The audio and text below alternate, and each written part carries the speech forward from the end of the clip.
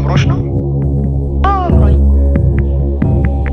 የሆነ ነገርማ አለ ወይንስ እኔ ወጣ ስለምታወሩት ነገር አለ? ኧረ የለም። ከሆነ ልሂድ፣ እንደውም ስራ አለኝ። ቆሎውን ብቻ ገዝተህልኝ ነው። ቆሎ ሲበላ ምን ትፈልጋለህ? ምንድን ነው አለሚ? እንግዳ ይመጣል እዚህ ቤት፣ ግን እንግዶቹ ምንም ማናገር አይቻልም። ወይ እንዲገባኝ አድርገሽ ንገሪኝ። ግራ አጋባሽኝ እኮ። ምንም አልነግርህም፣ ግን ምንም ላትናገር ቃል ግባልኝ። እሺ ቃል እገባለሁ። በል እሺ፣ ሂድና ግዛና ና። ምንም ግን አልገባኝም። ይገባሃል፣ ግን እንዲገባ ትንሽ መቆየት አለብህ። እሺ እቆያለሁ። ለማንኛውም እኔ ቆሎ ገዝቼ ልምጣ። ነይ ማለት ነው።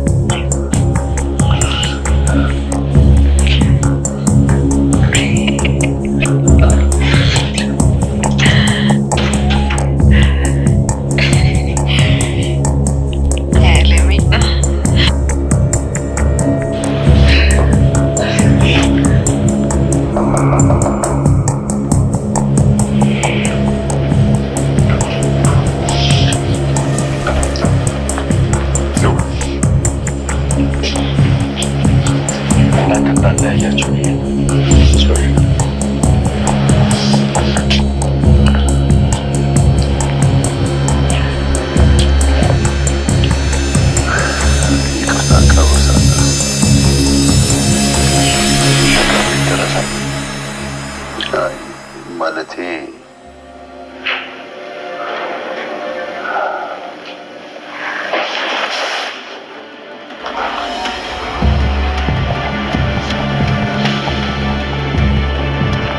ገዛኝና እንዲሁም ቤቲ በስተመጨረሻም እንግዲህ በህብረት በመሆን ማለት ነው አለምዬ አባባ እንዲሁም ደግሞ ትሁት ሰርተውላቸዋል ማለት ነው። ምክንያቱም እንግዲህ አለምዬን ገድያታለሁ፣ ከዚህ በኋላ ምንም ነገር የለም ተሳክቶልኛል ስትለው የነበረችው ቤቲ ማለት ነው። በስተመጨረሻም አሁን ላይ እነሱን ለማስተዛዘን ማለት ነው እልቅሶ ደርሰን መንጣት መቻል አለብን በማለት አቶ ገዛኝና እንዲሁም ደግሞ ቤቲ ደስታቸውን ሲገልጹ ሲጠጡ ሲጨፍሩ ከቆዩ በኋላ ማለት ነው ቀብሩ ላይ መድረስ ስላልቻልን ነው እዚህ ቤት የመጣ ነው በማለት እንግዲህ አባባም ናቲም እንዲሁም ደግሞ ትሁት ማለት ነው ጥቁር ለብሰው ቁጭ ባሉበት እንግዲህ በአባባ ቤት አቶ ገዛኝና እንዲሁም ደግሞ ቤቲ ተገኝተዋል ማለት ነው።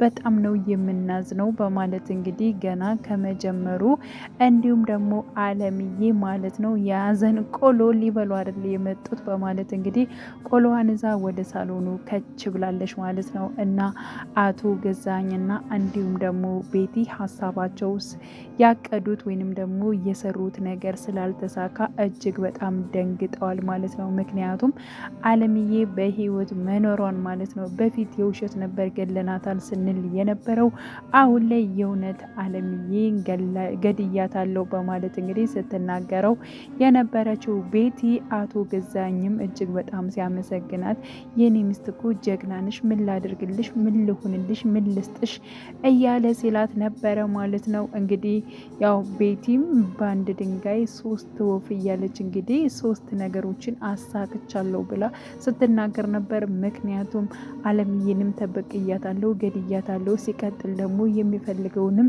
ሀብት ንብረትንም እንደዚሁ አግኝቻለሁ በማለት ስትናገር ነበር ማለት ነው። አቶ ገዛኝ እንግዲህ በደስታ ከዚህ በፊት እንግዲህ ቤቲ የወሰደችውን መድኃኒት ምን እንዳደረገችውና እንዲሁም ደግሞ አለምዬን እንደገደልኳት ገድያታለሁ በማለት እንግዲህ በይፋ ማለት ነው ለአቶ ገዛኝ ተናግራ ነበረ። በጣም ጎበዝ፣ አንቺ እኮ ጀግናንሽ እኮ የኔ ሚስት፣ ይሄ ነው ቁም ነገሩ። አሁን ላይ የፈለግሽውን ነገር አደርጋለሁ ባለው መሰረት ማለት ነው ገንዘቡን በሙሉ ያለኝ የሚለውን ገንዘብ ወደ ቤቲ እንዳዞረ፣ ምክንያቱም እሱም ደግሞ ማለት ነው ቤቲም በብልጥነት ነበር የገባችው ማለት ነው። አዎ በቃ ማድረግ ያለብን ነገር አሁን ላይ አድርግ፣ ምክንያቱም ያው ናቲም የእናቴን ገንዘብ መካፈሌ ወይንም ደግሞ ንብረት ማለት ነው መካፈሌ አይቀረ ብሎ ሊመጣ ይችላል። ስለዚህ ነገሮችን ማስተካከል መቻል አለብህ። ከኔ ጋር ከሆነ ደግሞ ምንም አይነት ነገር የለም። ስለኔና ስላንተ ስለ ወደፊት ህይወት በደንብ አስብበታለሁኝ፣ አስተካክላለሁ። ስለዚህ ያለውን ንብረት በሙሉ አሁኑኑ አዙርልኝ ማለት እንግዲህ አቶ ገዛኝ ማለት ነው ያለውን ንብረት በሙሉ በደስታ አለምዬ እንግዲህ ያው በዚህ እንግዲህ ይህን ነገር ጨርሳለሁ። እሷ ነበር ብዙ ነገሮችን ሳደርጋት የነበረው። ስለዚህ የኔን ሚስጥር የኔን ግፍ የምታውቀው አለምዬ ነች። አለምዬ ደግሞ አሁን በህይወት የለችም። የኔ ሲያሳቅቀኝ እጅግ በጣም እንትን ስልበት የነበረው ይህ ጉዳይ ነበር። አሁንም ይህ ነገር በጣም ተገላግየዋለሁ። እኔ በጣም ብዙ ነገሮችን ሞክሬ አልተሳካልኝም ነበር። አንቺ በአንድ ነገር አሳካሽው የኔ ጀግና ሚስት እያለ እንግዲህ ያው ቤቲን ሲያመሰግናት ነበረ። እንግዲህ በምስጋናው በስተመጨረሻም ያለውን ነገር በሙሉ ማለት ነው ለቤቲ አስረክቧል። አሁን ላይ ቀብር ላይ መገኘት አለብን በማለት እንግዲህ ሞክረው ነበር። ግን ደግሞ ሲበሉ ሲጠጡ ሲጨፍሩ ደስታቸውን ሲገልጹ ከቆዩ በኋላ በቀብር መድረስ አልቻልንም፣ እናንተ ልናስተዛዝን ነው የመጣ ነው በማለት እንግዲህ ያው ወደ ቤት አምርተዋል ማለት ነው። እውነት ለመናገር ደፍረው መጥተዋል ማለት ነው። እና ናቲ በነገራችን ላይ ያው አለምዬ በማን በኩል እንደዚህ ጥቃት እንደደረሰባት እንዲሁም ደግሞ በምን ምክንያት ሆስፒታል እንደገባች ራሱ እንደዚህ ደርሶ አሟት ነው እንጂ ወይንም ቤቲ እንደዚህ መርፌ ወቅታት ነው፣ እሷ ጉርታት ነው፣ እሷ ልታጠፋት ነው፣ እሷ ልትገላት ነው፣ አሊያም ደግሞ ስልክ ተደውሎ ማለት ነው አቶ ገዛኝ ያው ናቲና እንዲሁም ደግሞ ትሁት አንድ ላይ በነበሩበት ሰዓት ማለት ነው እየተዝናኑ ባሉበት ሰዓት ላይ ለትሁት ደውሎ አለምዬ ያው እንግዲህ እንደሞተችና ነገ ቀብር እንመጣለን ብሎ እንዳስረዳት ማለት ነው ደንግጣ ቀጥታ ለአባዬ ደውል እስኪ ምንድነው የተፈጠረው ነገር ነው እንጂ ያለችው ማለት ነው። አቶ ገዛኝ እንደዚህ አለ። እንዲሁም ደግሞ አለምዬ በህይወት የለችም ሞታለች የሚለውን አቶ ገዛኝ የነገራትን መረጃ ማለት ነው ወስዳ ለናቲ አልተናገረችም ማለት ነው። ስለዚህ ይህን ነገር አቶ ገዛኝና እንዲሁም ደግሞ ቤቲ ከአለምዬ ላይ ጉዳት እንዳደረሱባት ናቲ ምንም አይነት ነገር አያውቅም። እንዲሁም ደግሞ አለምዬ ምን በላለች ለአባባ ምንም ቢፈጠር ምንም ለሱ እንዳትነግረው፣ ይህ ነገር በእነሱ እንደደረሰብኝ እነሱ ጥቃት እንዳደረሱኝ ቤቲ ይህን ነገር እንዳደረገችብኝ ለናቲ አደራህን እንዳትነግረው በማለት እንግዲህ አባባንም አስጠንቅቃ ነበር። በነገራችን ላይ አለምዬ በወደቀች ሰዓት አለምዬ እንደዚህ ሆስፒታል በገባችበት ሰዓት ማለት ነው አባባ እጅግ በጣም ነበር የከፋው ማለት ነው። ምክንያቱም አለምዬን ወዷታል፣ ደህና ሙሉ የሆነ ቤተሰብ አገኘው በማለት እንግዲህ በትሁትም እንዲሁም ደግሞ በናቲም በአለምዬም አብረውት በሚኖሩት በሙሉ አባባ እጅግ በጣም ደስተኛ ነው። ምክንያቱም በቃ እንደዚህ ፍቅር የሆነ ቤተሰብ አገኘው ከሚል አንጻር ከብቸኝነቱ ከዚያ ሁሉ ማለት ነው እነሱ ናቸው ያወጡት ማለት ነው። ስለዚህ አለምዬ ደግሞ አሁን ላይ ታማ ሆስፒታል በገባችበት ሰዓት ላይ ለምንድን ነው እባክህን አምላኬ አሁንም ቀባሪ አታድርገኝ፣ በፍጹም እንደዚህማ አታድርግብኝ፣ እባክህን አለምዬ ደህና ሆና ነቅታ ማየት እፈልጋለሁ በማለት እንግዲህ አባባም ተጨናንቀው ጸሎት እያደረጉ ነበረ። በስተመጨረሻ ማለት ነው ገለናት አልሞታለች ያሏት አለምዬ ነቅታለች ማለት ነው። በሰላም ወደ ቤቷ ተመልሳለች። አባባም እጅግ በጣም ደስ ብሎታል ማለት ነው። እና ትሁትም ይህን ነገር ያደረጉት ሆን ብለው እነሱ ናቸው። ስለዚህ ለምንድን ነው እኛም ሆን ብለን እነሱ ላይ የማንጫወትባቸው? አሁን ላይ ወደ ቤት መሄድና ወደ ስራ ቦታ መመለስ አልፈልግም፣ ከልጅ ጋር ማደር እፈልጋለሁ ያለችው ትሁት ማለት ነው። ከልጇ ጋር እንደፈለገች ስትጫወት አድራለች። ሲቀጥል ደግሞ ማይካ የትሁት ልጅ ማለት ነው ወደ አባዬ ጋር እንዲሄድ እፈልጋለሁ፣ ወደ አባቴ ጋር ውሰጅኝ፣ ለምንድን ነው ከዚህ እኔ ዝም ብዬ ስተኛ እናንተ ሁሉም ሰው ትቶኝ ነው የሚወጣው፣ እባክሽን እማዬ እንድትለይኝ አልፈልግም በማለት እንግዲህ ያው የትሁት ልጅ ስትነ በነገራችን ላይ ቅመም የሆነች ልጅ ነች ማለት ነው። እና መለየት አልፈልግም፣ ለምንድን ነው ሌሎች እኮ ጓደኞቹ ከእናቷ ጋር አትለያይም፣ እኔ ግን አንቺ ተለይተሽ ነው የምትኖሪው፣ ሆኖም ግን አሁን ላይ ትምህርት መማር እፈልጋለሁ፣ አባዬ ጋር እንድትወስጅኝ እፈልጋለሁ እያለች እንግዲህ ከትሁት አባት ጋር እንድትወስዳት በጣም እየጨቀጨቀቻት ትገኛለች ማለት ነው። በዚህ ምክንያት እንግዲህ አባዬ ያው የትሁት አባት የሆነ ነገር ገጥሞት ነው እንጂ በፍጹም አይቀርም ነበር። እመጣለሁ ትኬት ቆርጫለሁ ብሎ ነበር፣ ግን ደግሞ የሆነ ነገር አጋጥሞት ይሆናል የቀረው በማለት እንግዲህ አባባም እያሰበ ይገኛል ማለት ነው። ትሁትና እንዲሁም ናቲም ሲያወሩ ነበረ ስለ ራሳቸው ስለ ፍቅራቸው ማለት ነው። አብረው ወደፊት እንዴት እንደሚሉ እንዲሁም ደግሞ የትሁትን ልጅም እንደ ልጁ አድጎ እንደሚያሳድግም ማለት ነው ናቲ ሲናገር ነበረ ማለት ነው። ሲቀጥል አባዬንም ትሁትን እንደምትድርልኝ ተስፋ አደርጋለሁ በማለት እንግዲህ ጠይቆታል። አዎ የአባትህን ጉዳይ ጨርስና ችግር የለውም ትሁቴንም ትወስዳታለህ በማለት እንግዲህ አባባም ቃል ገብተውልታል። ሲቀጥል ደግሞ ማለት ነው ማይካና እንዲሁም ደግሞ ናቲ እየተጫወቱ ነበረ፣ ገመድ እየዘለሉ ደስ የሚል ጊዜ ነበራቸው ማለት ነው። የትሁት ልጅ እንግዲህ ያው ናቲን እጅግ በጣም እየቀረበችው ትገኛለች። ናቲን በጣም እያጫወታት ነበረ። ከምትፈልጊው ቦታ አወስድሻለሁ፣ የምትፈልጊውን ነገር እገዛልሻለሁ፣ ጨዋታ ቦታ አወስድሻለሁ፣ ትጫወቻለሽ በማለት እንግዲህ ሲነግራት ነበረ። ሲቀጥል እንግዲህ ማይካ በጣም ጎበዝ ልጅ ነሽ፣ ባይዘው ጥያቄዎች ራሱ ስትጠይቀው ነበር። ቆይ ግን አንተ ማነህ ብለዋለች ማለት ነው። እኔማ አባትሽ ነኝ በማለት እንግዲህ ያው ትሁት አልነገረችሽም እንዴ እኔ አባትሽ ነኝ በማለት ነግሯታል ማለት ነው። አባቴማ እዚህ አይደለም በማለት እንግዲህ ሌላ ቦታ እንዳለ አባቷን ትናገራለች። እንዴ እሱማ አያትሽ እኮ ነው፣ ያ ማለት እንግዲህ የትሁት አባት ነው። በእርግጥ ስለሚወድሽ ነው፣ በጣም ስለሚሳሳልሽ ስለሚወድሽ አባትሽ ነኝ ይልሻል፣ ግን ደግሞ ትክክለኛ አባትሽ እኔ ነኝ በማለት እንግዲህ እንትን ብለ ነግሯታል ማለት ነው። እንዴት ትሁት አልነገረችሽም በማለት እንዴ አንተ አባቴ ነህ እንዴ በማለት እንግዲህ ማካም ጠይቀዋለች ማለት ነው። አዎ አባትሽ ነኝ በማለት መልሶላታል። በቃ አባቴ ከሆንክ ለደቂቃም እንድትለየኝ አልፈልግም በማለት እንግዲህ መልሳለች። ናቲም እሺ ብሏታል ማለት ነው። ስለዚህ ናቲ የትሁትን ልጅ ተቀብሎ እንደ ልጁ እንደሚያሳድግ እንዲሁም ደግሞ ትሁትን ደስተኛ እንደሚያደርግ እንግዲህ ቃል ገብቷል። እንግዲህ ለህፃኗም ቃል ገብቷል፣ ለትሁትም እንደዚው ለአባባም እንደዚው ማለት ነው። እጅግ በጣም አምነው ወዶ ነው እንግዲህ የተቀበላት ማለት ነው። ስለዚህ ናቲና እንዲሁም ደግሞ ትሁት በጣም እየተግባቡ ደስ የሚል ጊዜም እያሳለፉ ይገኛሉ ማለት ነው።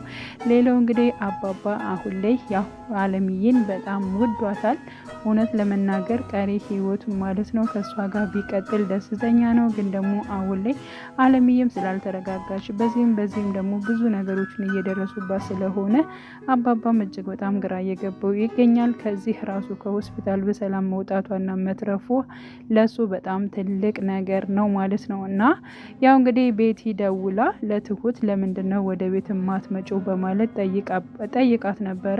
ሀዘን ላይ ስለሆነ ነው። ያው እንግዲህ አለምዬ ሞታለች ብለው አይደል የሚያምኑት እነሱ፣ ገድያታለሁ ብላ እንግዲህ ሄዳ ለአቶ ገዛኝ አውርታለች ማለት ነው። በሷ ሀሳብ የገደለች ግን ደግሞ አባባ ወዲያው ስለደረሰ ወደ ሐኪም ቤት ስለወሰዳት ስለዳነች ማለት ነው። እና ትሁትን እንደዛ ስትላት ሀዘን ላይ ስለሆንኩ ነው ምናምን ስትላት በቃ እንደዛ ከሆነ ችግር የለውም አትንጭ ብላታለች ማለት ነው። ስለዚህ አቶ ገዛኝና እንዲሁም ደግሞ ቤቲ የሚጫወቱትን ጨዋታ አሁን ላይ በግልባጩ ማለት ነው እነ ትሁት እየተጫወቱ ይገኛሉ።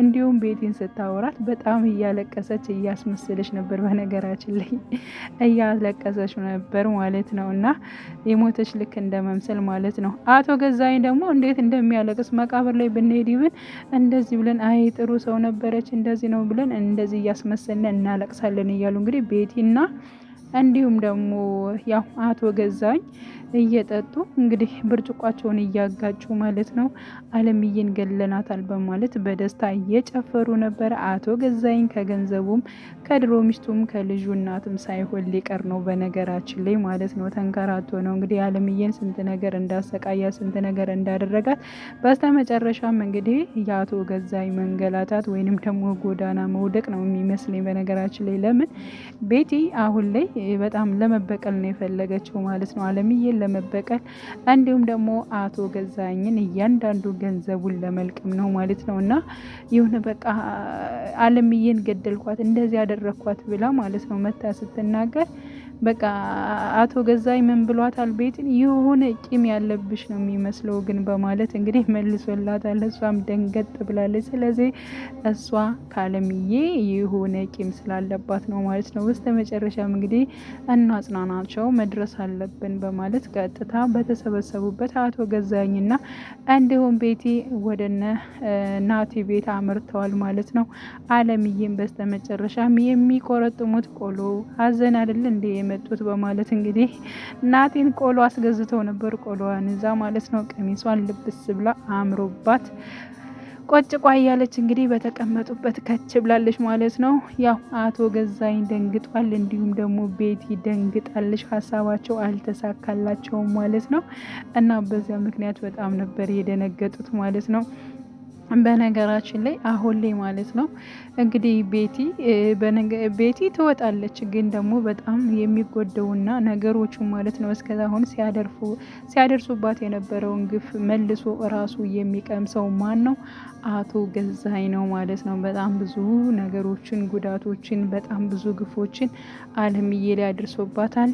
ግን ደግሞ እሱም መልሶ የሚያገኘው ይሆናል ማለት ነው እና ከዚህ በኋላ ማለት ነው ቤቲ ምን ልታደርግ ትችላለች የሚለውን አብረን የምናይ ይሆናል ማለት ነው። አለምዬም አሁን ላይ ቤቲን ለብቻዋ ማግኘት እፈልጋለሁ። ቆይ ለምንድን ነው ማትፋታኝ? ለምንድን ነው ይሄን ያክል እንትን የምትለኝ የምትለውን ነገር ማወቅ ትፈልጋለች ማለት ነው። በንግግር ደረጃ ቤቲን ማግኘት ትፈልጋለች። ለትሁት ነግራታለች። ይገናኛሉ አይገናኙም የሚለውን ወደፊት አብረን የምናየው ይሆናል ማለት ነው። ውድ የቻናሌ ተከታታዮች ቤተሰቦች በያላችሁበት ሰላማችሁ ይብዛልኝ። ለቤቴ አዲስ የሆናችሁ የደውል ምልክቱን በመጫን ቤተሰብ ይሁን። ነባር ቤተሰቦችም ስለምታበረታቱኝ አብራችሁኝ ስላላችሁ እጅግ በጣም አመሰግናለሁ። መልካም ጊዜ ተመኘውላችሁ።